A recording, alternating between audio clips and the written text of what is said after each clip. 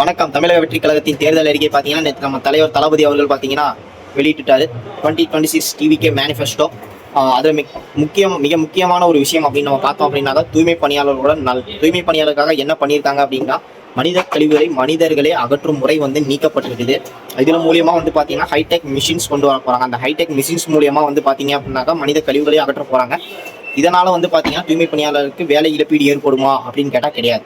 அது மூலியமாக வந்துட்டு பார்த்தீங்க அப்படின்னாக்கா அந்த டெக்னாலஜி வைஸ் அவங்களுக்கு வந்து பயிற்சி அளிக்கப்பட்டு அந்த மிஷின் ஆப்ரேட்டராக வந்து அவங்க வந்து மாற்றப்படுவாங்க.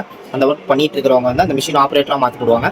இந்த முறையில் வந்துட்டு பார்த்தீங்க அப்படின்னாக்கா இதை வந்து மீறும் ஒப்பந்ததாரர்கள் மற்றும் வந்து பார்த்தீங்கன்னா தனியார் நிறுவனங்கள் மீது வந்து பார்த்தீங்க அப்படின்னாக்கா ஜாமீனில் கூட வெளியே வர முடியாத அளவுக்கு பார்த்தீங்க அப்படின்னாக்கா மிக கடுமையான சட்டங்கள் மூலியமாக நடவடிக்கை எடுக்கப்படும் சொல்லி தலைவர் சொல்லியிருக்காரு.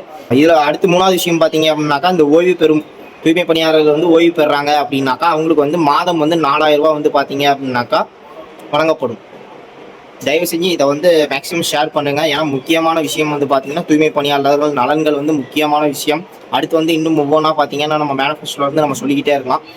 அதற்கு ஏன்னா இப்போ நாட்கள் வந்து ரொம்ப குறைவாக தான் இருக்குது. 6 days கீழே தான் இருக்குது. அப்படிங்கிற பட்சத்தில் மேக்ஸிமம் ஷேர் பண்ணுங்க, எல்லாத்துக்கும் வந்து தெரியப்படுத்துங்க. நம் தளபதியின் வெற்றி சின்னம் விசில் சின்னத்தில் வாக்களித்து தமிழக வெற்றி கழகத்தை ஆட்சியில் அமர்த்தி தமிழ்நாட்டை காப்போம். வெற்றி பேரணியில் தமிழ்நாடு. நன்றி, வணக்கம்.